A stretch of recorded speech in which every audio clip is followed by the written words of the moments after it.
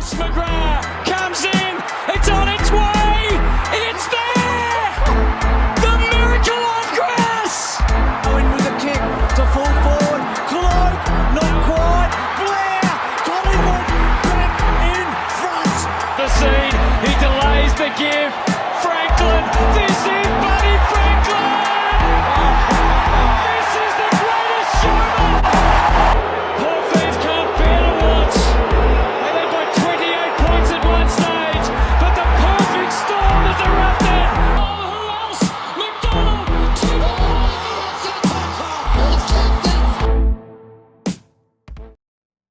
Round 18 featured a couple teams that horribly fumbled the bag and might be costing their chances at finals. There were a couple teams that really took advantage of this round, though, especially one team going into the prison walls known as where the Fremantle Dockers have their not-so-friendly confines to any visiting team over at Optus, and the Sydney Swans took out one of the biggest contenders so far this year, and there might be a maybe not so under-the-radar team, but they still might be what we can consider a sleeping giant when it comes to grand final contention. But ladies and gentlemen, thank you so much for tuning in to our AFL Round 18 breakdown. Of course, I'm your host, Ross Allen, joined alongside by the best in the business, Coach Donnie. And Coach, I'm sure you're feeling really great, especially since you're able to set you did the whole trick where you set your expectations low, then they were overly exceeded, and now we're feeling amazing.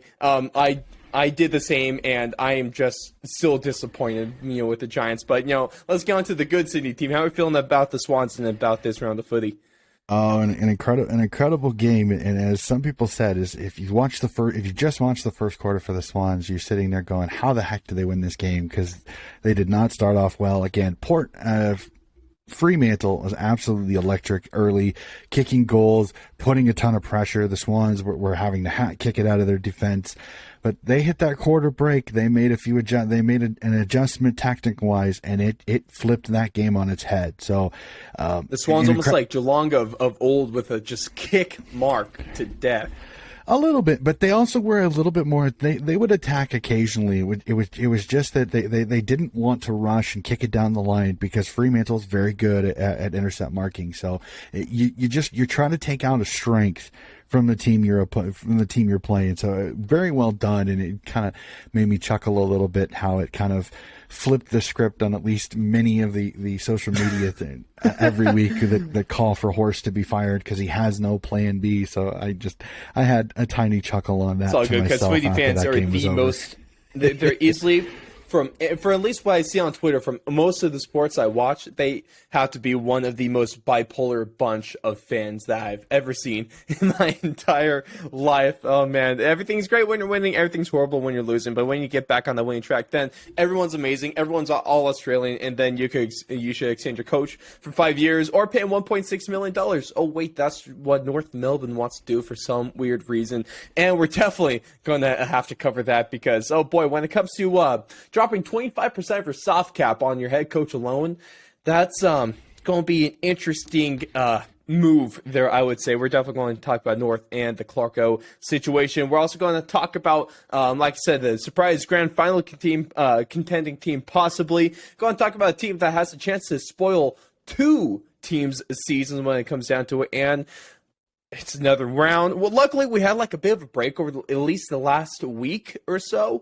But we're talking about penalties again, because it's once again in the main talking points. When your CEO is talking about it, when some of your top coaches are talking about it, we're going to talk about it as well. And we teased at it last round. We get it this round. There's 5 weeks left to go in the regular season for 2022. So it's time for us to buckle up and see how close we can get when it comes to final ladder predictions. You're going to get ours there, and as the rounds progress, as we get into next week and the week after, we will be adjusting them as necessary. In this round, we're going to see just how close we can get. What we're also going to do is, as long as Donnie was considering being a little bit harsh on this one, I'll give you guys a little bit more of a grace period. I'm going to play good cop here. Get you guys on my side of things. Go GWS, by the way, root for them. we'll be taking fan. So go ahead, just do this through the AFL website. It's probably the easiest one with the final ladder predictors. Go ahead, go through that, and take a screenshot. If you really want to be an overachiever, take a screenshot of you going through the finals as well. And whoever gets the closest to the top 8 as possible, whoever gets the closest there, and if there's a tiebreaker, we'll go to finals results. But the winner, as long as you get your results in by the start of round 20, you will be getting your very own T-shirt and your very own one when it comes to loving the aforementioned Big Cocks, which, of course, here at Fourth and Long Media, we are huge fans of Big Cocks, and if you're not with us, you are against us. Go Cocks. But with that out of the way, ladies and gentlemen, let's get on into the show, because, of course, before we roll into our overreactions here, we got another edition of Hess's Headlines. Coach, hit us up with your biggest points of the round. Oh man, just a week of quite a lot of interesting headlines. We'll start off Friday night.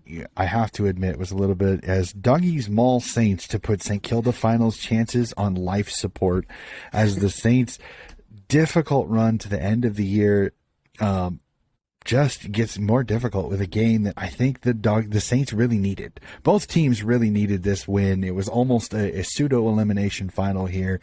It is very hard for me to see the Saints getting into the finals after this loss, because it doesn't get much easier as we go on, and then losing Paddy Ryder to a calf injury that will cost him the rest of the season just makes what is already a difficult chance of getting into the finals that much more difficult. And the surviving Pies, as the Pies survive another game in Pendle's 350th against the Adelaide Crows. And the most interesting part about this is, I look at it with the Pies, is that if you look at the final 8, and if you look at the ladder as we speak right now, the only team with a sub 110 percentage is Collingwood. And it's because of all of these close games.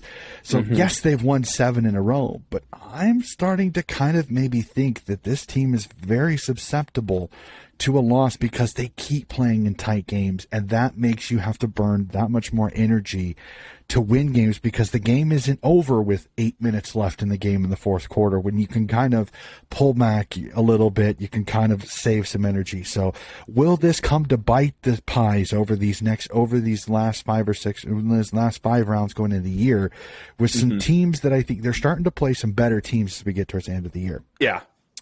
Rouge shocked Tigers in an upset in the upset of the round, but don't call the upset for me, baby. Let's go. I was gonna say, before 100% before Sorry, we went. Excuse my dog, please. before we went on mic, I and Ross can vouch for this. I said, I called this. I kind of knew this was going to happen. It was the perfect storm. Richmond, injuries, not playing well. North Melbourne. It's a new head coach. I think it's the new head coach. The new head coach right? bump. Yep. It always happens. I should have called it. I really wanted to. I didn't, and I regret it, because I kind of felt that one coming. It is very much an interesting situation, because the Roos now get to continue to play spoiler. So we'll really have to see how they continue to go. We already kind of discussed it. Swans pinpoint kicking helped Swans pip Dockers in Western Australia. A magnificent performance, and now it's got all sorts of pundits talking. Can the Swans, with the run home that they have over these next 5 weeks, which isn't that crazy, slip into the top 4? Woo! Because if they get enough wins and enough teams above them falter, they could get into the top 4. We'll have to see how that goes.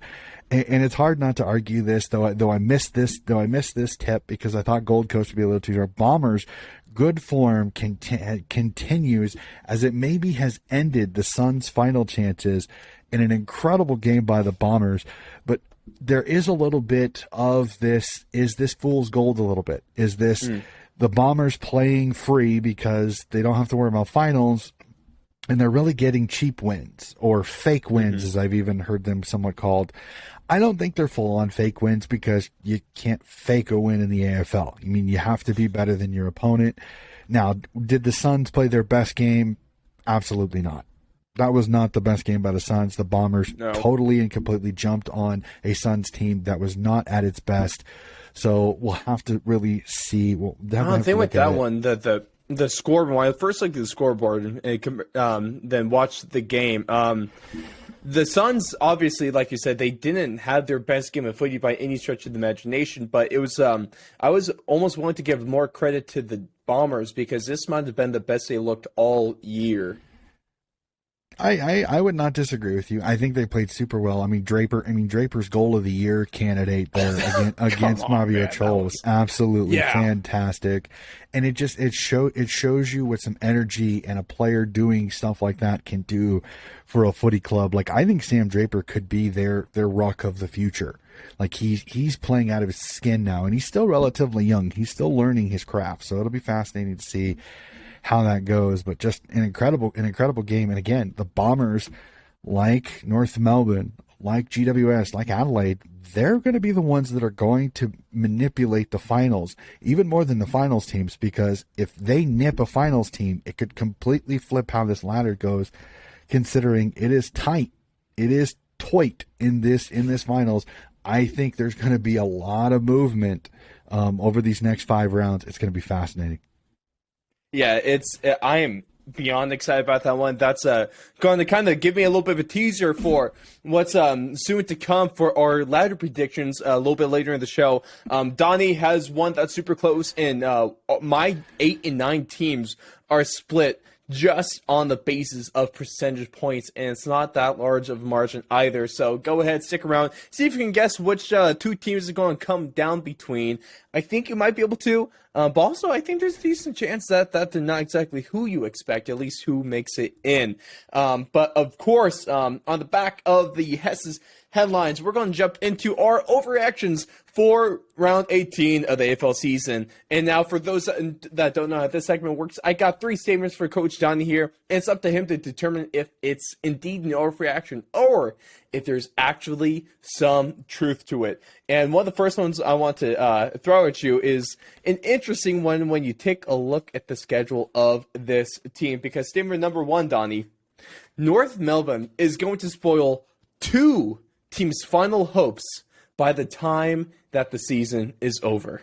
Ooh, this is interesting because they really did. They kept Richmond in the mire. They definitely, if you would count that as one, they have a shot. They still have 2 teams that are in finals contention. Again, Gold Coast, though what I said in the headlines, they may seem out, they're still mathematically in it if they win all their games and get a little bit of help. But this North Melbourne team still has to play Gold Coast, and they still have to play Sydney. So they still have 2 finals contending type of teams in their road home. The issue I see with them, though, is that was the win over Richmond just pure emotion, or was it the fact that they were let to run free a little bit and kind of be a little bit more themselves, and this is kind of what we're going to expect from North Melbourne, a little bit like we saw a lot last year. Very competitive, very tough, but has some skill to do some damage if you let them have that opportunity. So I don't think this is an overreaction if you count Richmond from last round. If you don't count Richmond, I would say it's an overreaction because they've only really got one in the finals team and one holding on by the barest of margins, and they would have to beat both of them to do that. So I would say if you count Richmond, this isn't an overreaction because you still got Sydney and Gold Coast. If you don't count Richmond, I would say this is an overreaction. Oh man, I think that's be one of the funnest. Actually, I really want to know. I wish I was able to speak with North Melbourne player right now just to know if it's actually like fun to have the mindset of, yeah, we could ruin this team's season, because I have to imagine that could be kind of fun, especially if you're a bit of a dick. Well, it's one of those, if you can't make the finals, you want to make sure the teams that you're playing won't make it either. Like, exactly. So it's, I don't know if it's a dick mentality. It's just it's a winner mentality. Exactly. You're keeping the finals teams honest, which I think is an interesting way of thinking about that. So it's a foreign job. And I am looking forward to it because you guys all know. Say it with me if you are on my side of the mind, and especially if you don't have a team in the finals and not going to make the finals. Hashtag fingers crossed for chaos because that is always the mood right there. But going into statement number 2 now, Donnie, especially you mentioned them in your headlines. They got a huge win over the St. Kilda Saints in this round's action to kick us off for round 18. The Doggies are the most likely team to land that 8th spot because I think you and I are in pretty much agreement. Like I would say 90% the top 7 spots are locked, and it's really just the 8 that's up for grabs, not including seeding actual positions. Are we kind of like 90% there?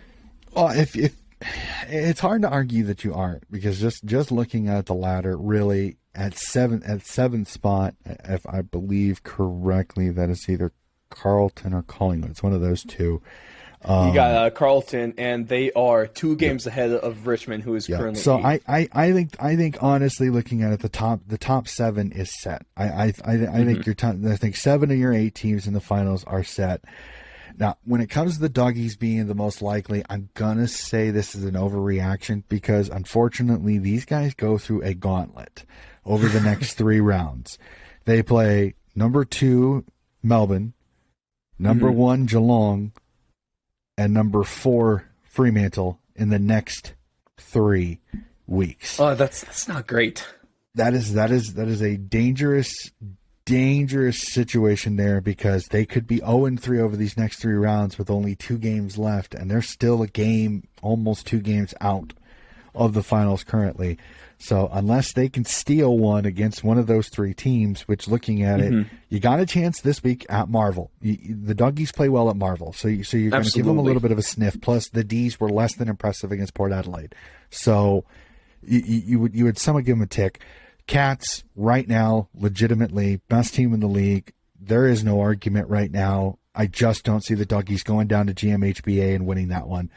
Fremantle at home at Marvel. You've got to sniff, but unless the Doggies can find their way through the zone defense that the Dockers have, and I don't think the Dockers really want to slip up if they want to try to play games in WA, I have a hard time seeing them win that one. So that's 1 and 2 tops out of that 3-game set. It might not be good enough. So I'm going to say overreaction to the Doggies to the 8th spot because if I look at my tip ladder, I'm not going to say who it is. Currently, a team that I have in the 8 is not in the 8 as we speak. I am so excited to get to these just to see because we're going to give you guys our top 12. So we're going to 4 that we're going to miss and then the 8 that we're going to make with the subsequent seeding there as well. That's going to be a lot of fun. But kept us off for our overreactions of this round.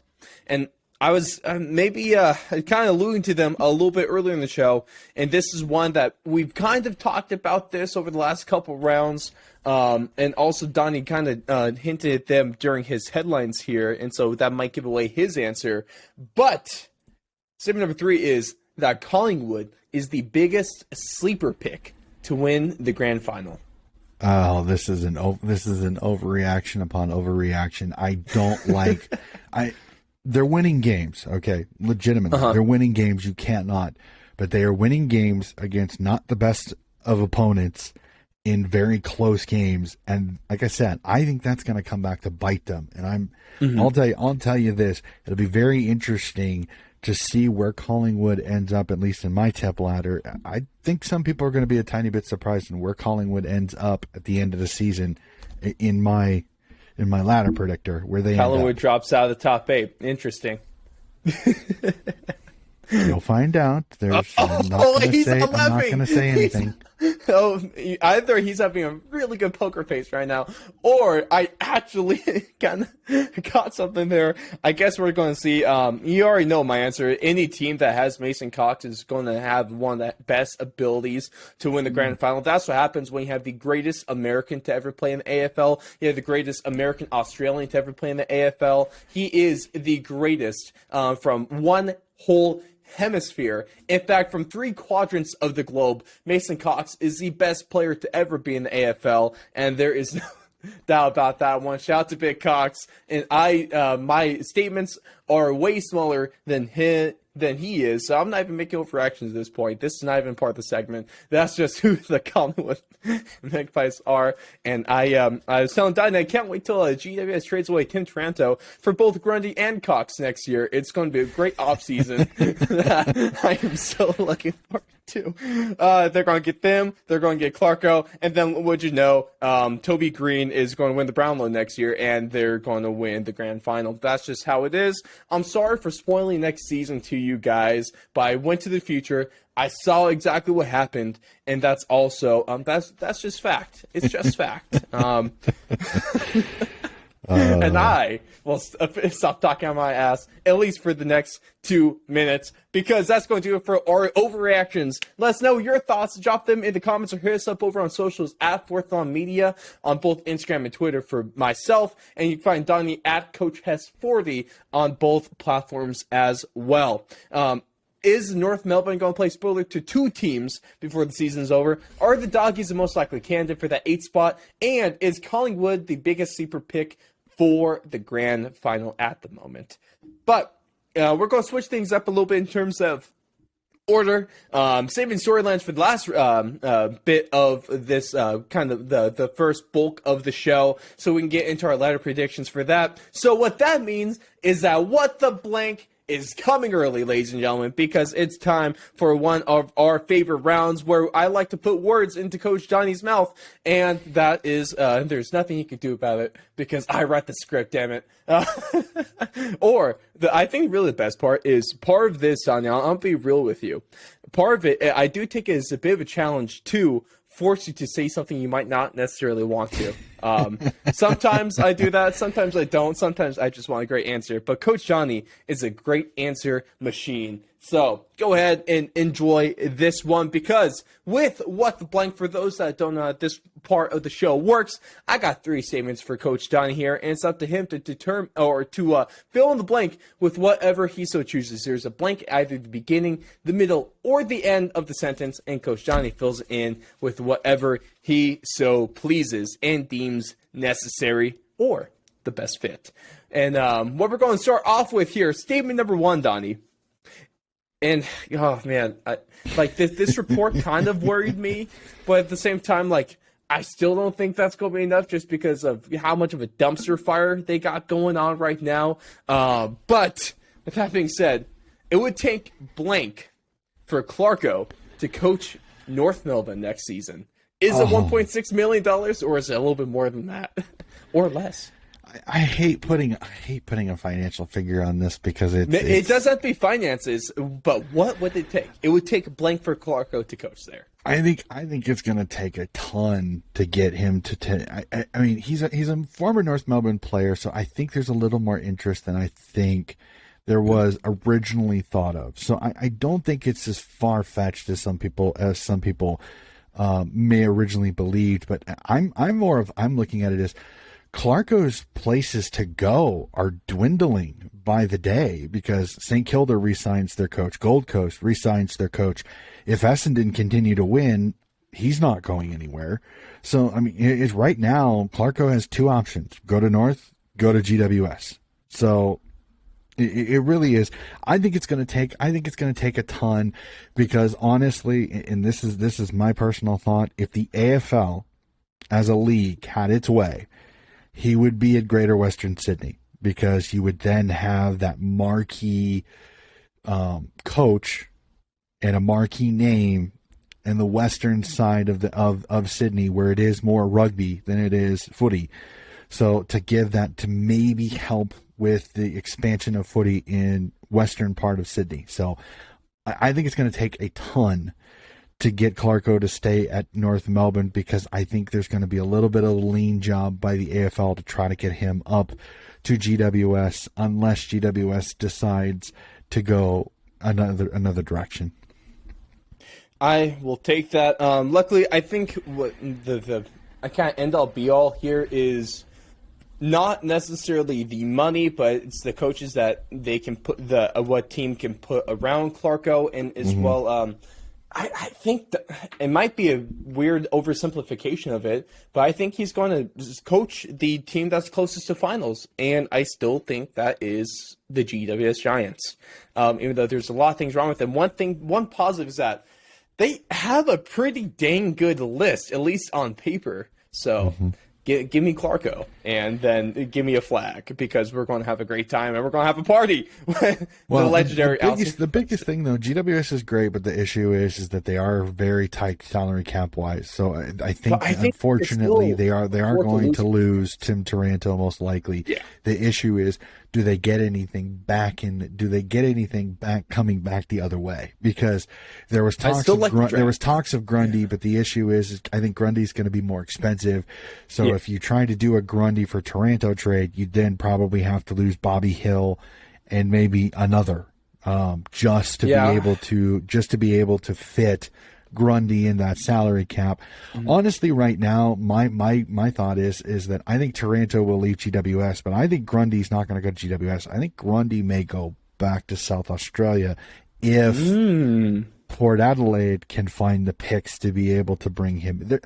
As I was saying off mic, honestly, I think this could be one of the nuttiest off seasons when it comes to sign and trade periods. Because I think Collingwood's going to have half their list is going to be different. There are some ridiculously good names out there that could potentially be on the move this offseason, so it could be bonkers. Into the whole Buddy Franklin and Dusty Martin conversation as well. Even besides those two huge names, there's still a lot that can go down. But those included could really make it. Insane. My gut feeling on both of those, and I'll say it really quickly. Dusty will stay in Richmond, and I think Buddy will get re-signed by Sydney. I think it's much to do about nothing. I think people are making a bigger deal than it really is in this whole situation. Well, why would you? We're all looking for a job at the Herald. How else are we going to get that position? They're horrible. Paywall too. You really can't see anything without paying for that. I've accidentally clicked on a couple of the articles from the the news section on Google while I'm looking through stuff, and man, they have horrible stuff for horrible prices. So man, you guys suck. Oh man, but let's get to segment number 2 here, because I feel like blank was the biggest issue I saw this round. Well, we're going to talk about it a little bit in our news section, but just the ducking in to try to get free kicks, which led to the story we'll talk about here in just a little bit. Gil has some words. Well, the AFL is trying so to. So is Bevo.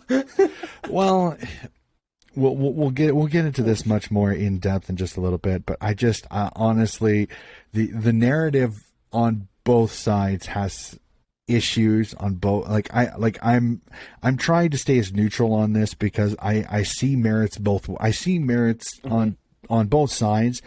I think one side's got a lot stronger merits because it makes a lot more sense.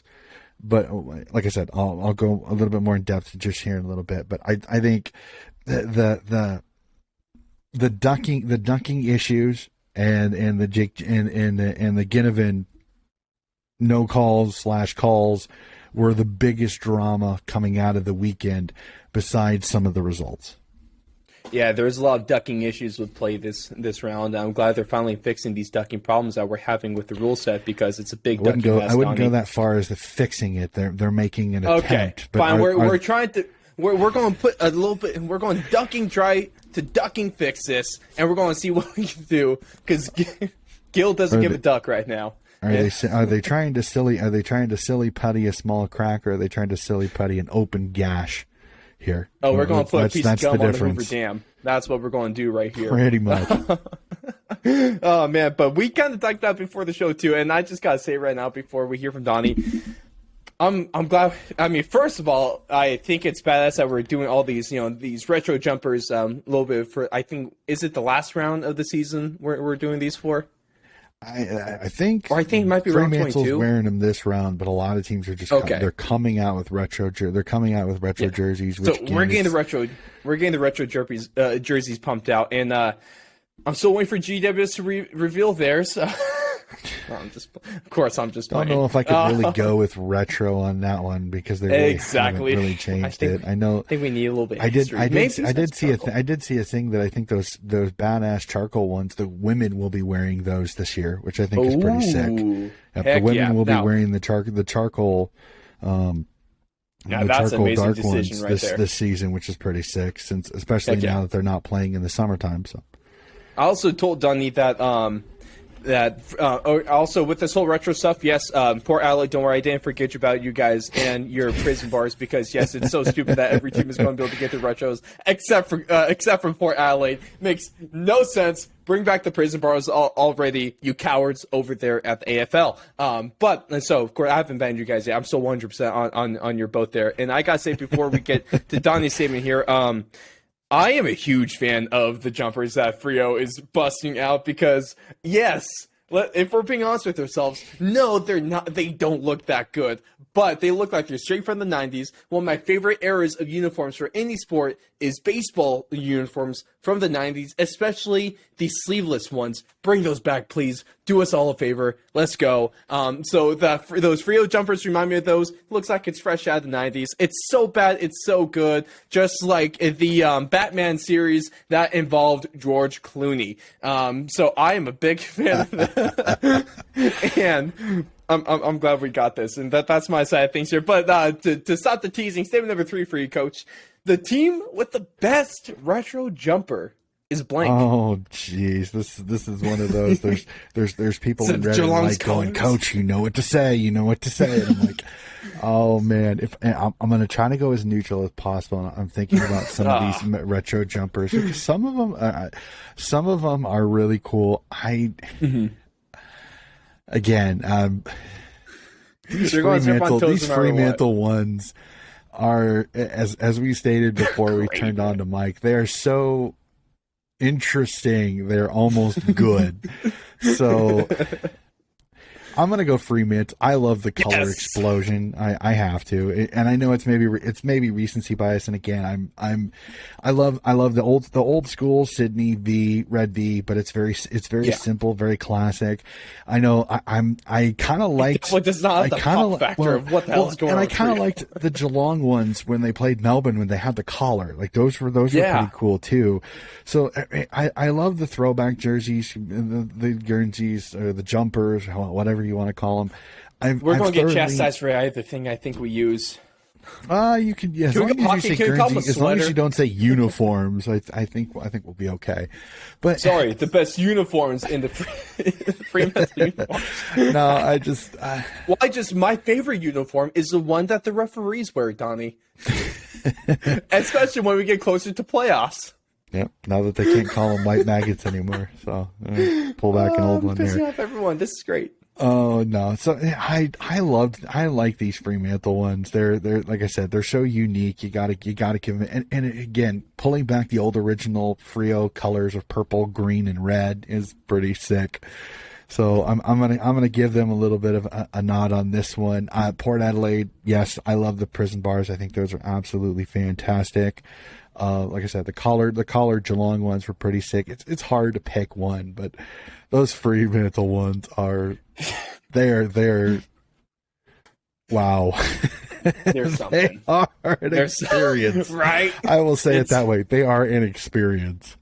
I am so ready to see those bad boys in action. But that's going to wrap it for our What the Blank section for round 18 of the season. What do you think it would take for North Melbourne to pull Clarko in to be their next head coach? What was the biggest issue you saw from this round of footy? And Dropper, especially this one, who has the best retro jumper? And which one are you looking forward most to seeing on the field? But before we jump into the greatest list you'll ever hear when it comes to Coach Johnny's team of the round, and before we get to our tips and subsequent ladder predictions, let's talk about one thing Donnie was alluding to, and because it was a glaring issue, and the CEO of the league obviously had some issues with this one as well. Does the league have an issue with their high contact rules? On Tuesday, the AFL issued a memo warning that any player who ducks or shrugs into tackles will not be awarded the free kick, which of course comes after the controversy surrounding the rule and its education as well. Gill said that players are exploiting the rule, but he also says that this isn't a rule change, which he's correct about. Obviously, well, I'm calling the CEO correct. Of course, he's correct. Well, maybe not always correct, but he's right with this one. It's not a rule change, but he's saying that it's rather going to be more of a focus for the umpires to hone in on. So what are your thoughts on this one? What are your thoughts on what Bevo has to say about this as well? And of course, I will not be able to give a good answer for this because I've been watching it for 2 damn seasons, so I don't really have a whole lot of history under my belt. But at least, so I could say that this has been the season with the most changes when it comes to the rules that I've ever seen. And I'm 100% right about that one. I just want to know if it's that way for you as well. This and I agree with many pundits. Is this is one of the few leagues in the world that will change its rules or how it's adjudicated things in the middle of the season. Most places they'll let a season go. Not necessarily a bad thing. They will. Again, it depends on who you ask. For some people, it is a problem because from week to week, you don't know how things are going to be called. Again, I've stated it. I'll continue to state it.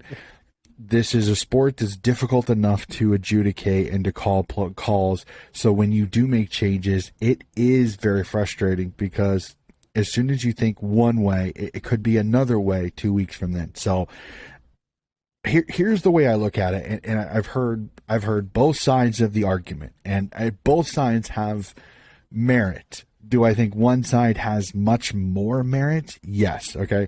So the two sides are, well, this is a skill. I mean, to be able to make a tackler miss you when the tackle and hit you high to give you a free kick is a skill. Do I 100% agree with that particular thought process? Personally, no. But then again, no, this is a little bit of the coach in me.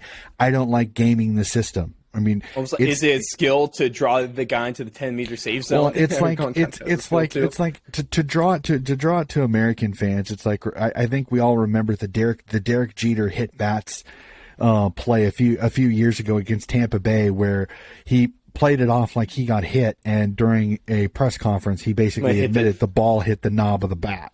Yep. So it's one about of those. For the other fans, for the Kenny Pickett fake slide that we saw in college football this year as well. That's definitely one I'd allude to. Definitely gave me the rules, and obviously there's a rule change made right after he did that. Mm-hmm. So almost like what the league's trying to do here.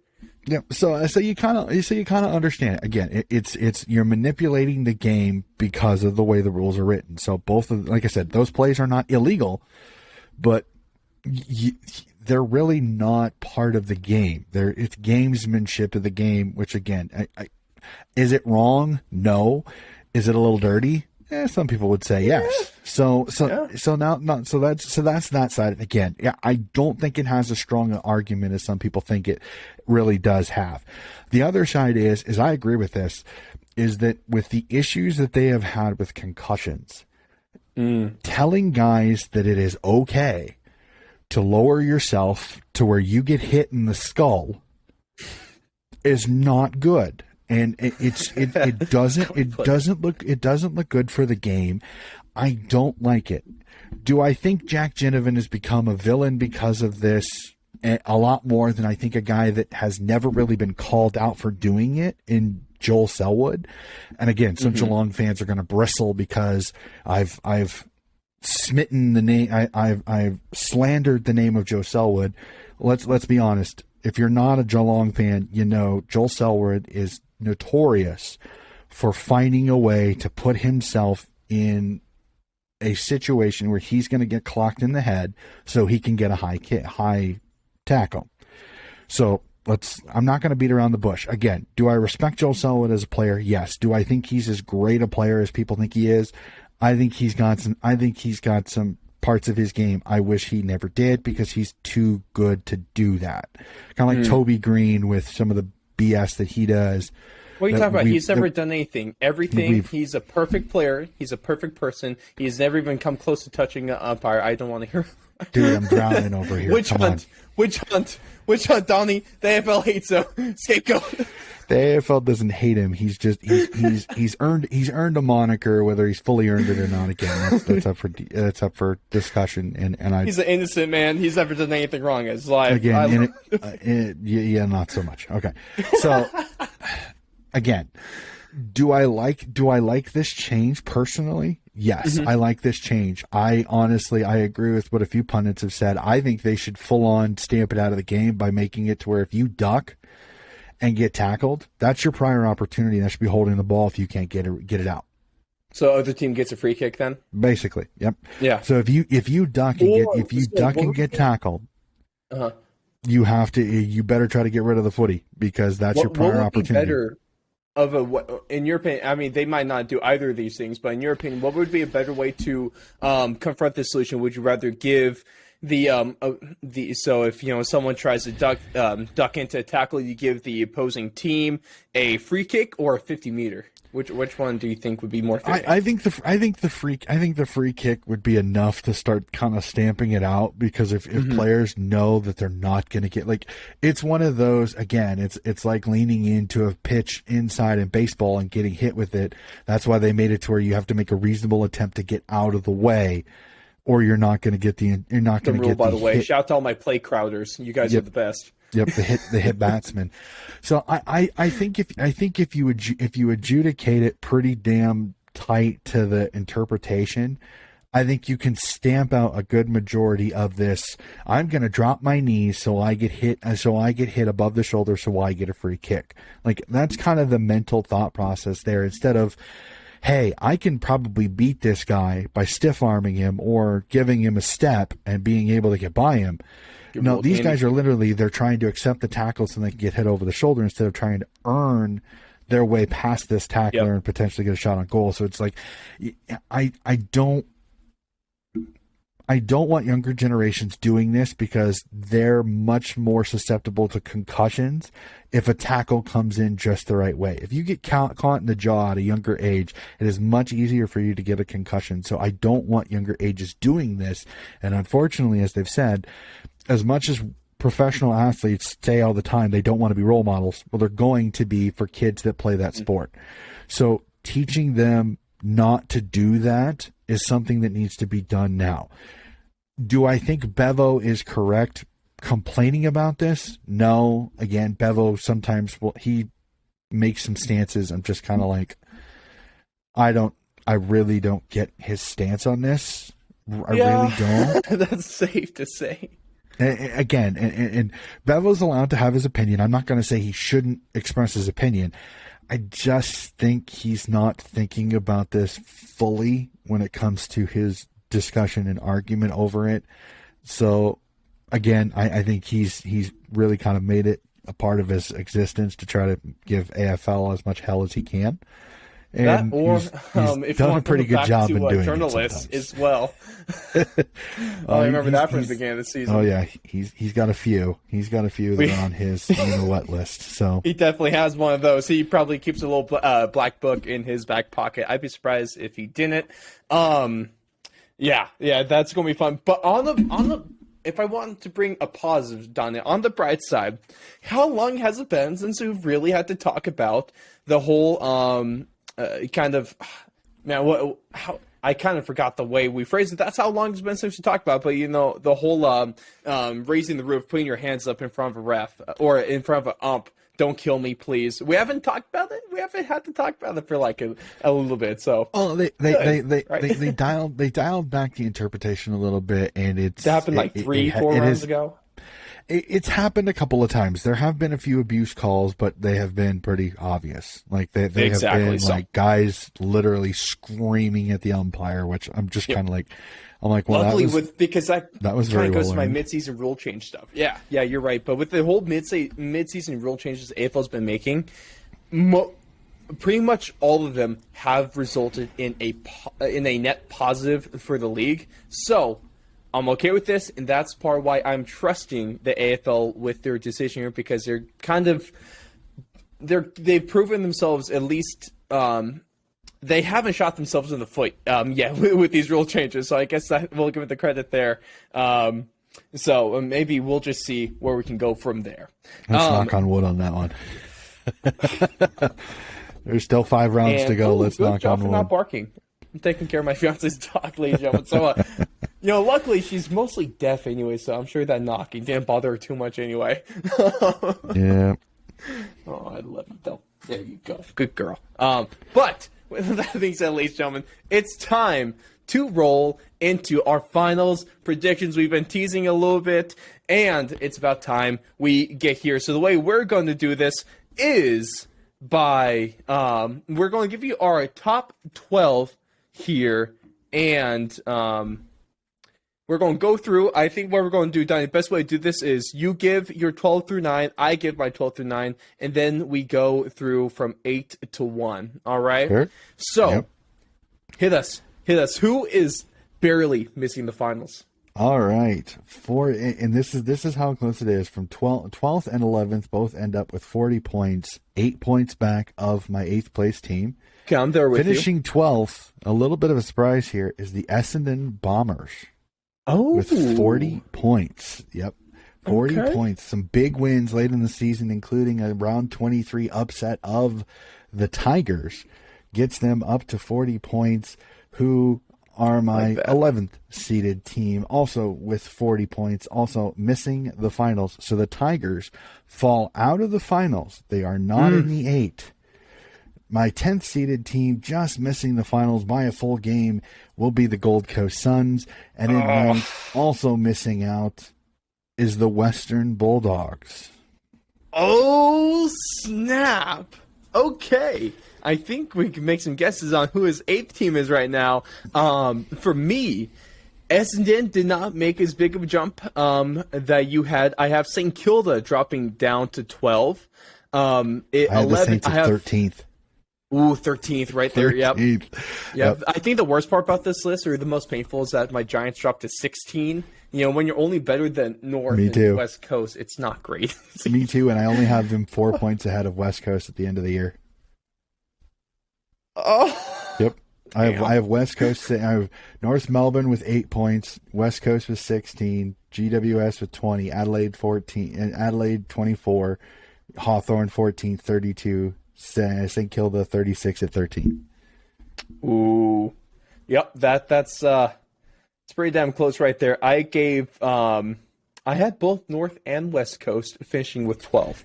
So that's going to be our spot there. Yeah, right. I think we'll maybe a little bit of a hint when we get to our tips for round 19. Nudge, nudge, wink, wink for you guys. The number 10 or 11, I have Port Adelaide finishing off right there. I think they get, obviously, they're within the game. My 8th team has 44 points. Even my 9th place team has 44 points as well, so it's going to come down percentage. Port finishes with 40, so just a game out of that, and their percentage points might have been able to get the job done there. At 10, I got the Richmond Tigers, just barely missing as well. If they had a game, they would have made it in on percentage points if they're able to get to 44. I think there's a bit of upset hidden in here that some Tigers fans might not be a huge fan of, if you want to put it that way. And it comes down to their last game of the year when Essendon beats them. I also have Essendon beat them in round 23. Exactly. So that's going to be a scary one. In number 9, this was extremely painful, Donnie. But the Gold Coast Suns are not making the top 8 this year. Wow, Gold Coast. And I think some crazy stuff is going to happen. They're going to find a way to make it in because it's Gold Coast Suns. Go Suns. We love this bandwagon. But according to my stupid brain, they don't make it in. So obviously my worst take of the season. I still love you guys because they miss out on just 5 percentage points behind the Western Bulldogs, who make it in at 8. Donnie, how about that?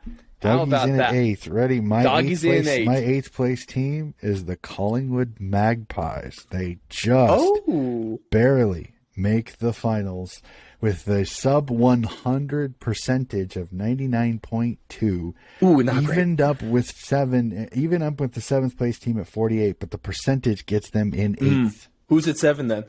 Number 7, flying into the finals out from outside, the Port Adelaide Power. Oh, snap.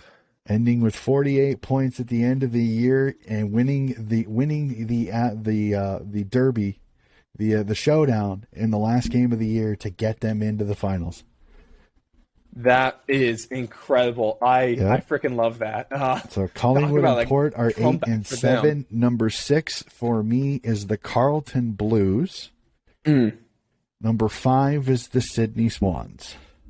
Ooh, okay. We finally got to a team we can agree on. At number 7 for me, it's going to be Carlton. And in number 6, I got the Collingwood Magpies. I was actually playing around with a couple things. I think there's just going to be a lot of close games, but they're going to have a game up on Carlton, so you don't even have to worry about percentage points for them, luckily for their sake. And at number 5, the Sydney Swans. Donnie, I had them they were so close to making their way in to the top 4.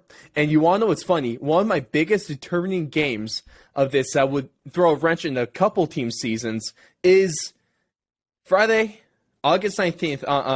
I'm assuming there's a great chance they put this as the first one. Honestly, I'm not sure where they're going to put 23, this. Yep. But Brisbane and Melbourne.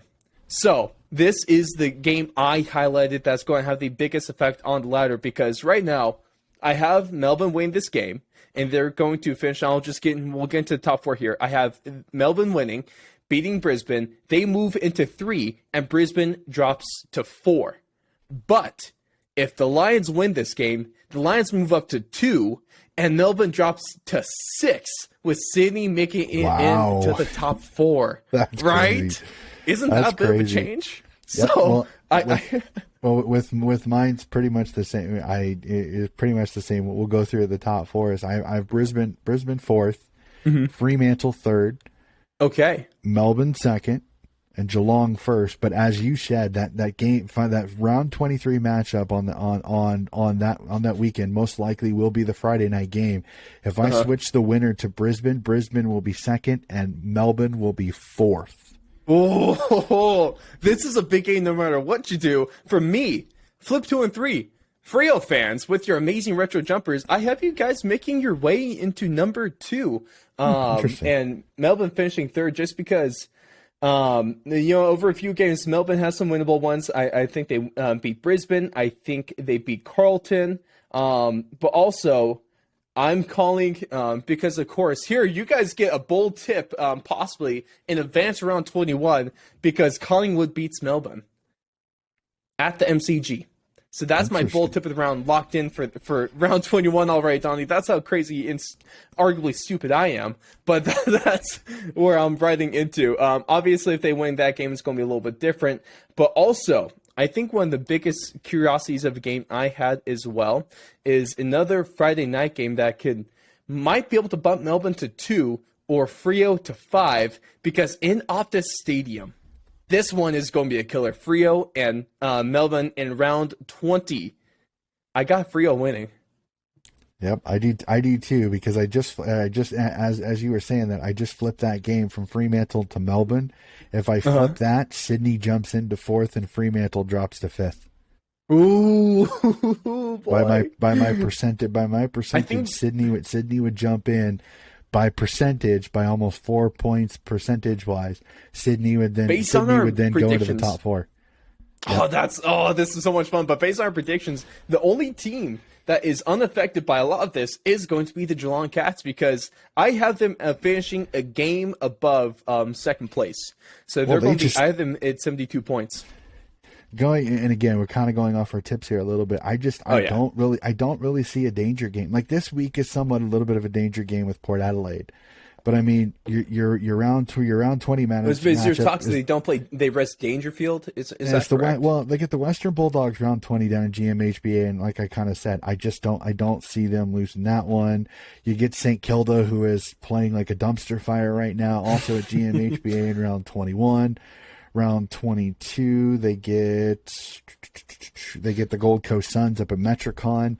I think, like I said, that one, like if for some crazy reason Gold Coast win it, like I'll flip it right now. If I flip that game, ready for this? If I flip that game, Collingwood is out of the finals and Gold Coast is in. Dude, let's go Gold Coast! I just flipped that game. If for any reason, Geelong, and here's the thing, Geelong would still be top of the table, even losing that game. Mm-hmm. But yep, if I flip that game and Gold Coast were to win that game at Metricon, they'd be in the 8th spot. So both Port Adelaide and Gold Coast, who we kind of have tried to put a line through over the last 2 rounds, would then get in, as Collingwood and the Western Bulldogs would both fall out of the final, both fall out of the chances. Gold Coast is able to beat... and that would drop Richmond down to 11th. Ooh. And if Gold Coast is able to knock off Geelong in a game where Geelong might be resting guys, I have them making it in at 8. So, hey, Geelong, do us all a favor, please. Just rest your guys. You don't need this game. You don't need round 22. Rest your guys. Maybe rest the whole team. Who knows? Let Gold Coast get this one, make their way into the finals so we can have a grand old time. But, man, obviously there's a lot that can change. The only thing really consensus we have is from our current ladders is Sydney at 5 and Geelong at 1. So besides those two, I think there's tons and tons that can happen. You heard from our kind of just flipping a couple of games how crazy the ladder can get. So obviously the ladders, we're probably not going to get this one right, but if you do, that's amazing. And if you guys do, that's a free T-shirt right there. So go ahead and make sure here's another toss-up round. Staying around round 23, a game that we had discussed a couple of rounds ago is Carlton Collingwood. I originally tipped Carlton, so I wanted to see if I tip Collingwood goes from 8th to 7th, and Port drops to 8th. So some of these games could be massive when it comes to just who you play, which would be really crazy because if that happens, they would then play each other again in the first one of the elimination finals. They would play each other 2 rounds in a row if that happened. Heck yeah. I have what's funny is that no matter the way my ladder's set up, no matter who wins that game, they're stuck in 6th and 7th for Collingwood and Carlton respectively. Yep. Well, I have Collingwood dropping a couple of games over the last few rounds. I have them in round 20 falling to Port Adelaide, even at the MCG, because I think Port's playing pretty well. Again, I think Collingwood has kind of been beneficial of being able to win. Round 21, I believe that is the round that they play Melbourne. So I most likely Melbourne should win that one. But if for any reason Collingwood were to win that, Melbourne would then drop to 5th. So we'll flip that back. It's fine. So I just switched around the games to Collingwood losing to Port, then also losing to Melbourne, and they're still at 6 for me. Yep. Even with those, this is going to be a lot of fun. Let us know what you guys get. Go ahead, go through the final ladder predictor over on the AFL website, and send a screenshot of what you guys have. And if you want to beat the tiebreaker in any case, go ahead and tip your finals already as well. I'll give you my tip is that Geelong is going to win it all this year, but a surprise bit in the first round for one of the top 4 teams, and a surprise team is going to probably make their way into the finals or into the grand final against Geelong as well. So that is going to be a lot of fun to see. But Donnie, going from your amazing ladder predictions here, let's hear another amazing list that you have. And of course, that's the only list that matters when it comes to the best team that you would be able to field in the AFL this round. It is time for Coach Johnny's team of the round. Lay it on us. Alrighty, let me pull her up here because I had it on a different thing. All right, so we start off, and my favorite part about it is sometimes when you put this up on social media, you can get some very interesting. I've already had a couple of people throw up a couple of names for defenders, so I love the feedback. Absolutely awesome. So we start on the defenders again. I kind of tend to go towards guys that make an impact not only defensively but also offensively. So this is kind of the reason why team of the round starting defenders, St Kilda's Jack Sinclair again continuing to have a possibly an all-Australian halfback season. He's the next gentleman is named as a defender, but he's played just as much midfield time, but so I'm going to give him a defender spot just because I can't not, and that's Nick Dacos, with probably one of the best performances of the entire round with 4 goals in this one. Absolutely fantastic. Brisbane's Keaton Coleman, absolutely fantastic game for him. A big long goal against GWS in that one. Absolutely fantastic. North's going to get a little bit of love in this team of the week. Bailey Scott with an incredible game, also putting in a goal for the Rules. Hawthorn's Jack Scrimshaw coming up and finding a way to put one between the sticks in a game for the Hawks. Absolutely fantastic. And a guy that's sneakily putting his name in for a chance to be an All-Australian this year is Essendon's Mason Redmond with an incredible game for the Bombers. We jump to the ruck and we stay with the black and red. Sam Draper, goal of the year contender. Absolutely fantastic game by the big ruckman from the Bombers. We jump to the mids and some just absolutely fantastic performances in the mid. Western Bulldogs, Marcus Bontempelli on Friday night, showing why he is one of the elite level midfielders.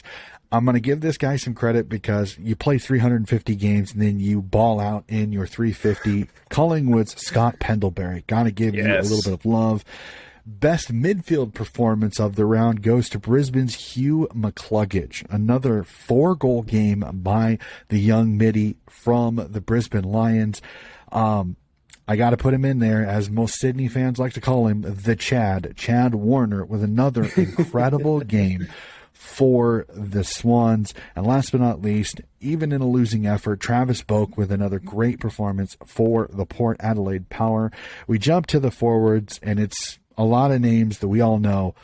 Adelaide's Tex Walker with another incredible game. GWS's Toby Green with another great performance.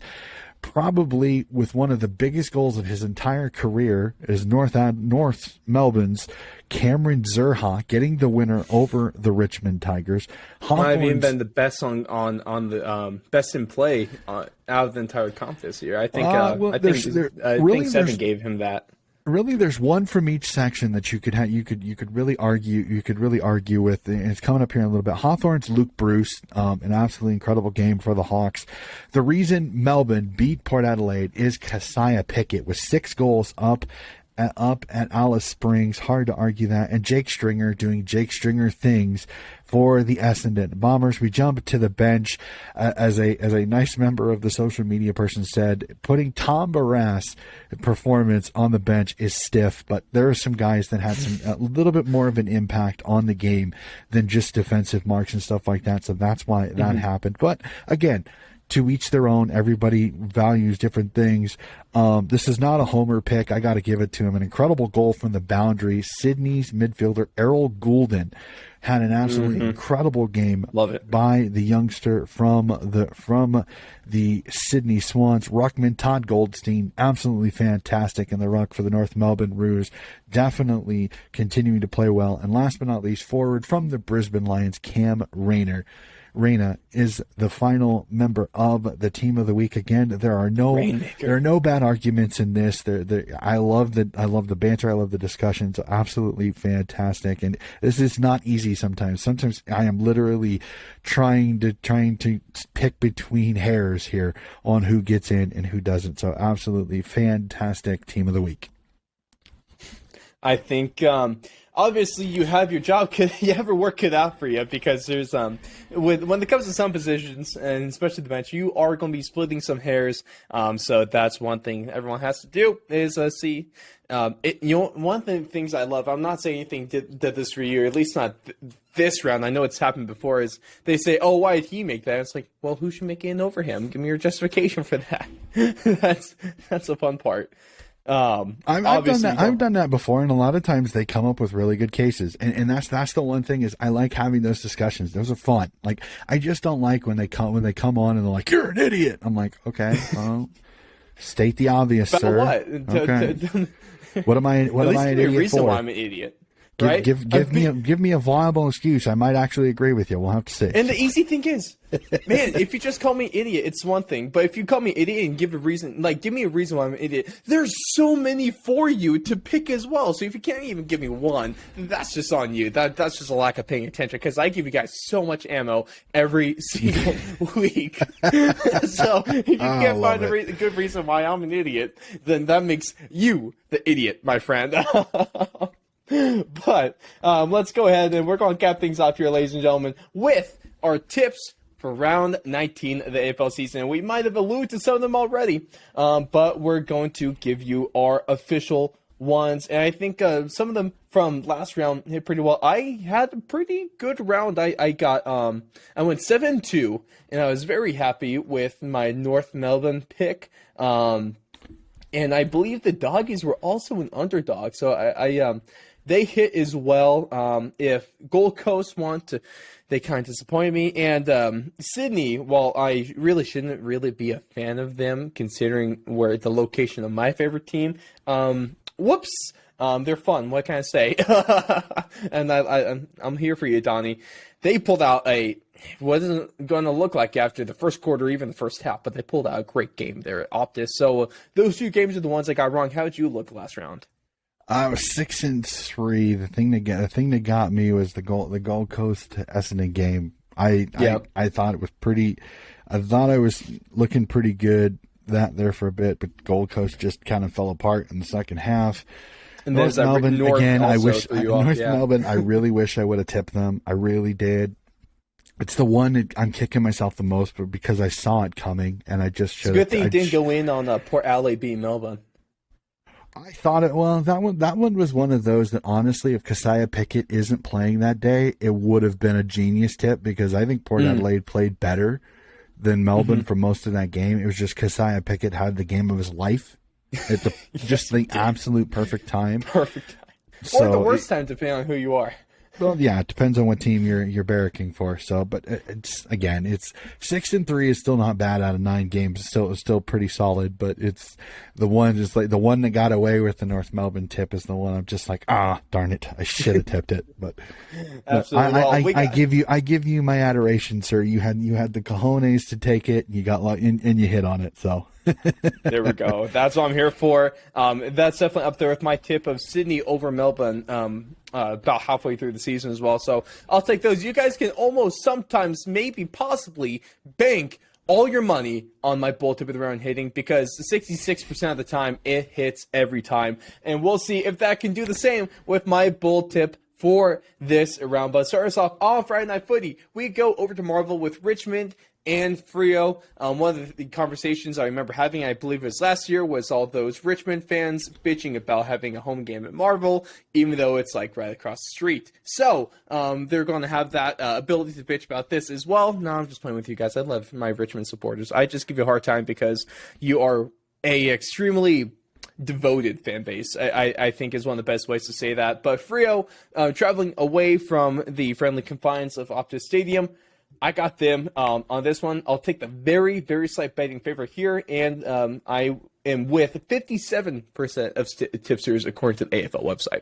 All right, I've also got Fremantle. On this. Just the injuries and where they are, I think, are going to hurt them again. Their forwards without Lynch, it seems been much more damaging to Richmond than years before. Dusty Martin is also unavailable, so whether Cochin will be able to make it back again, they're missing some big cogs at the wrong time, and I don't think Freo played bad against Sydney.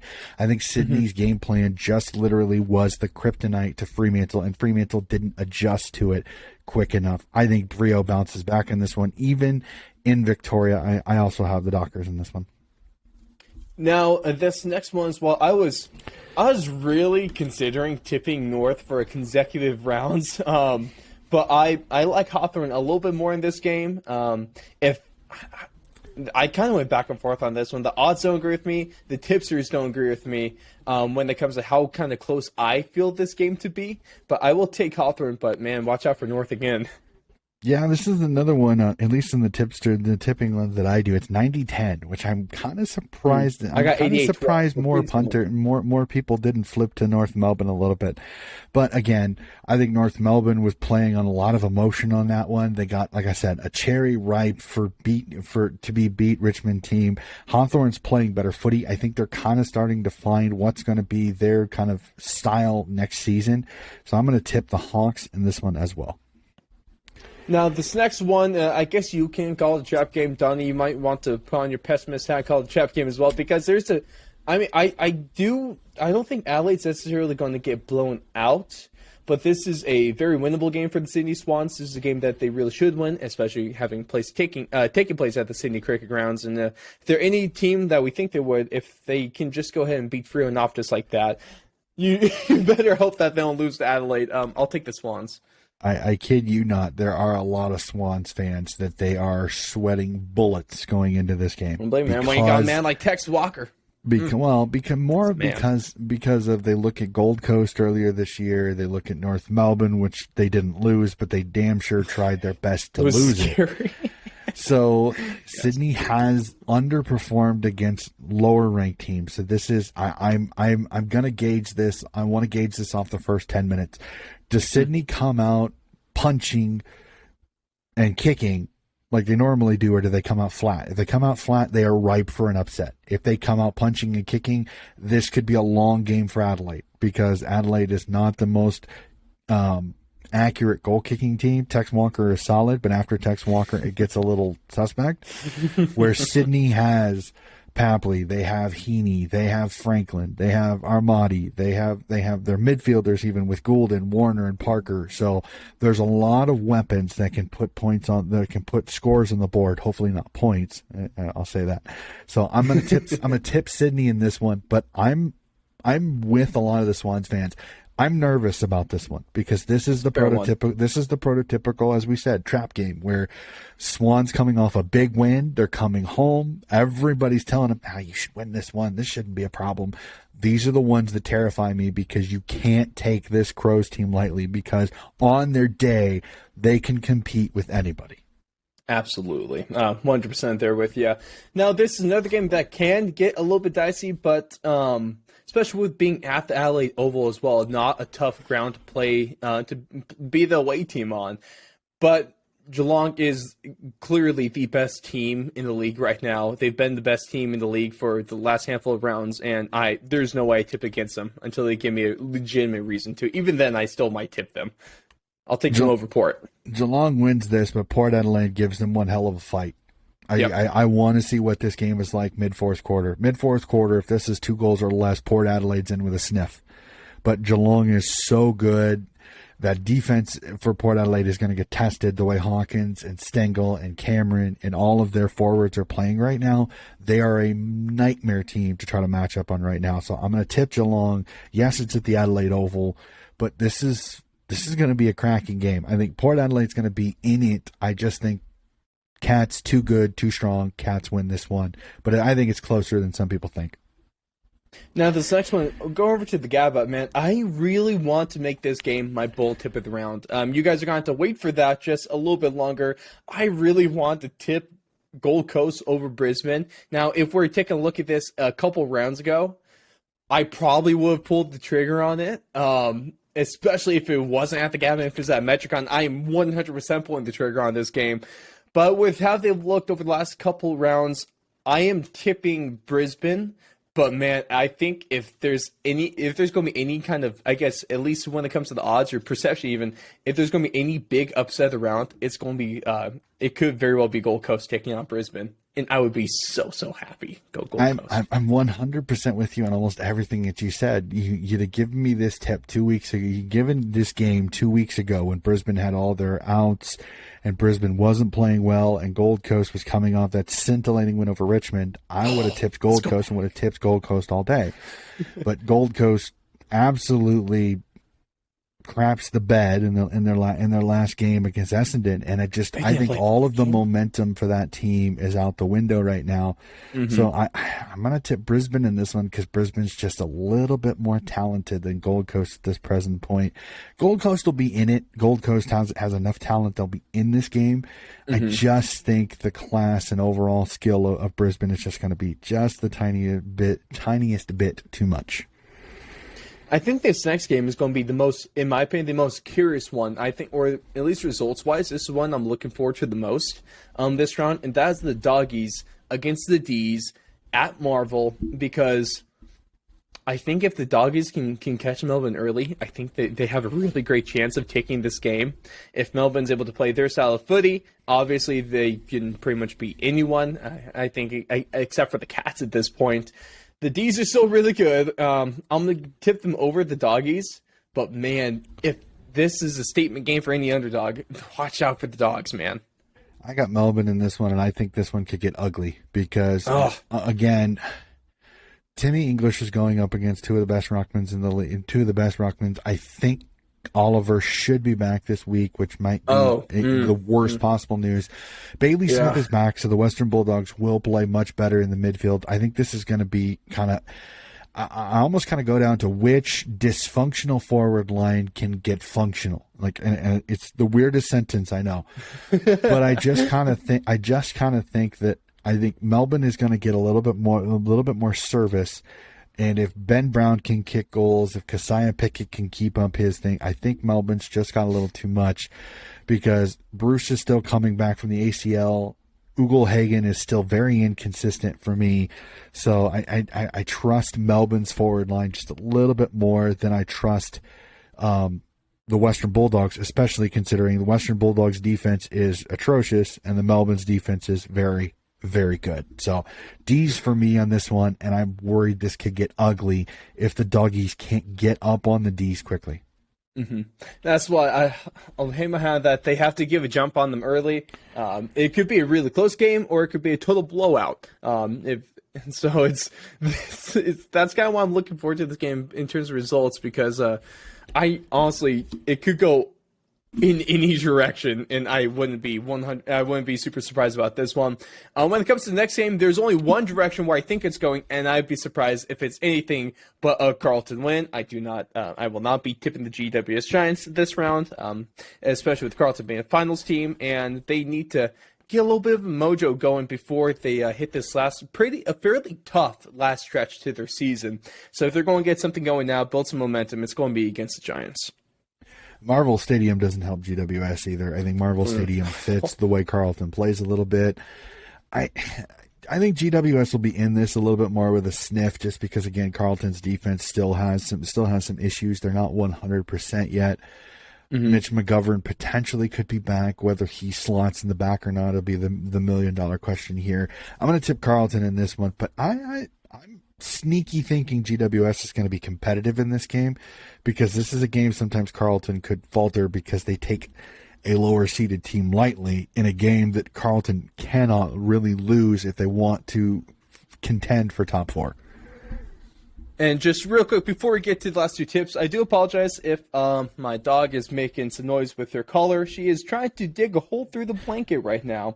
I don't think it's working out very well for her. She is not succeeding right now at this point. Oh, look, she is giving up, and she is now just licking the blanket. Oh, you special creature, you. Let's get on to the next game.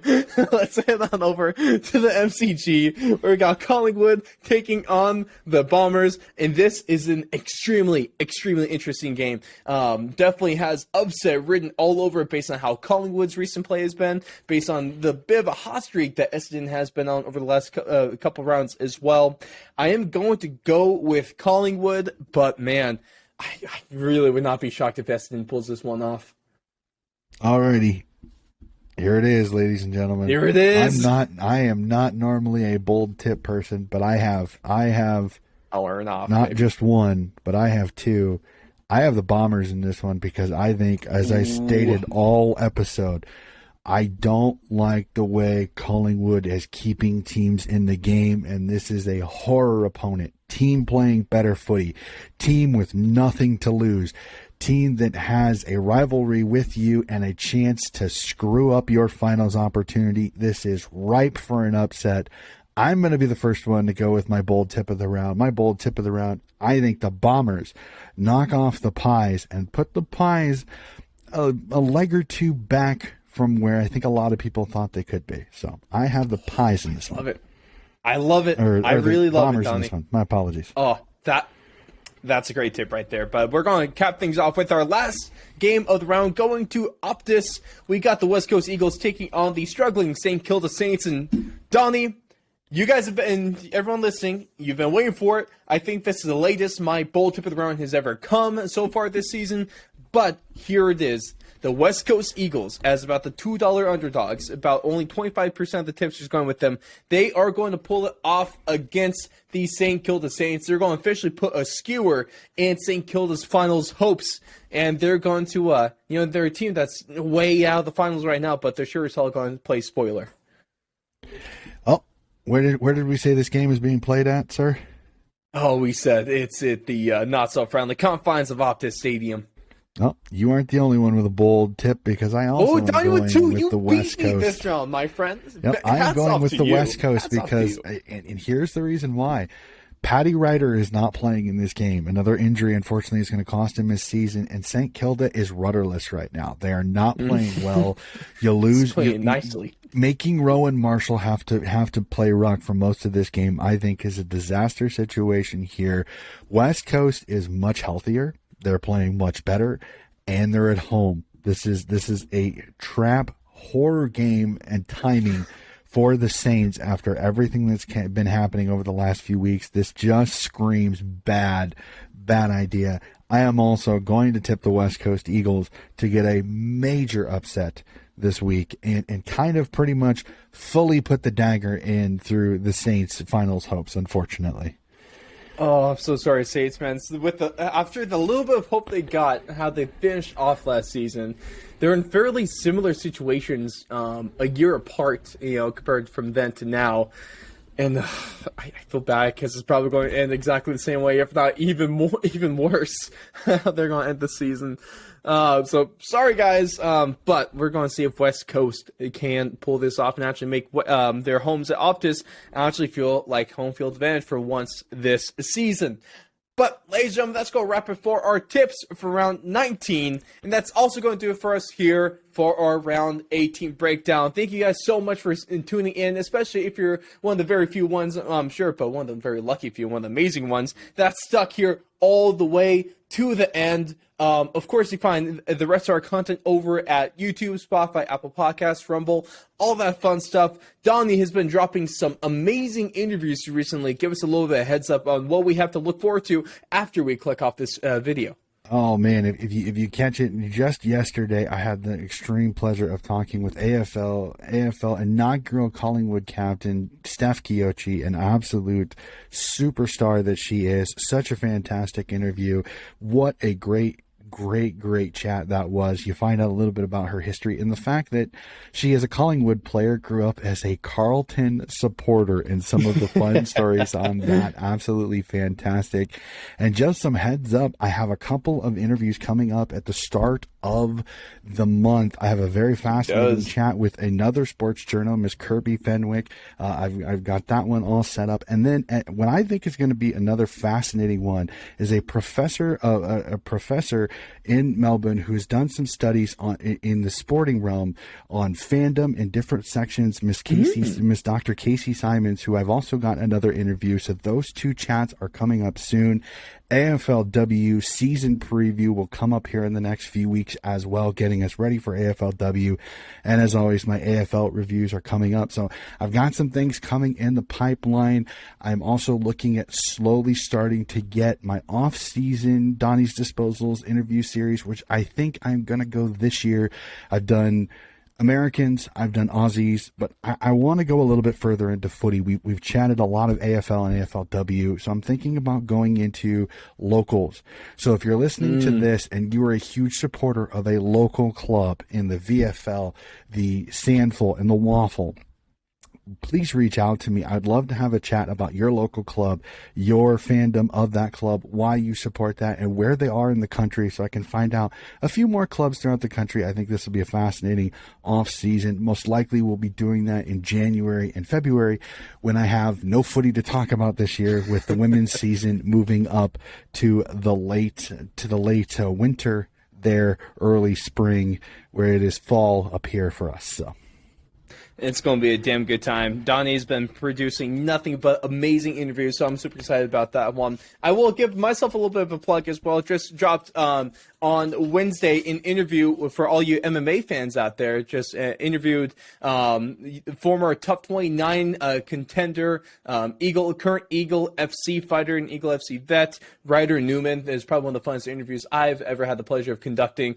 He's an amazing man, so go ahead and check that one out. Of course, you can find all this amazing stuff over at thefourthandlong.com. AFL stuff or footy stuff in general over at thefourthandlong.com/AFL. For everything MMA, it's thefourthandlong.com/MMA. Of course, I mean, I'm pretty bland with the titles when it comes to that. Try to watch it, try to make it easy on you guys. Of course, go ahead, follow us everywhere. Subscribe to us on YouTube, please. It'll be a great deal. We're growing, actually seeing some really just nice growth over the last couple of months. So if you've been a part of that, huge thank you to you. And if you're not part of that yet, future thank you. Please do it. Do you want me to beg? I'll beg. I have no shame. I really don't care. Just subscribe to me, please. Donnie, thank you so much. Ladies and gentlemen, thank you so much. But Coach, your thoughts in one word or phrase on the 90s?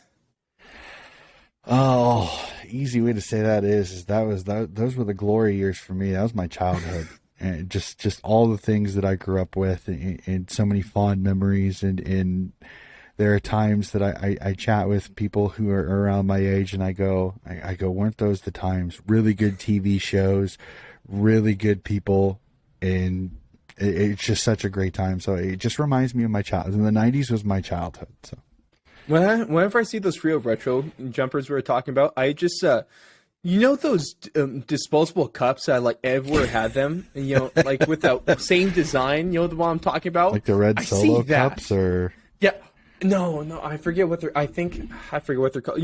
You want to know what I actually see, Donnie? I see in those Frio jumpers. Remember the old Diamondbacks uniforms that are kind of like the purple and the green? Yep, now I see. That's what I see. That's what I see. Fantastic. Well, go Diamondbacks. Go Frio. Ladies and gentlemen, have a great time watching round 19. A lot of stuff is going to go down. So go ahead, make sure to stay tuned so you could tune in to our breakdown for AFL round 19 when it drops next week. We'll see you guys soon.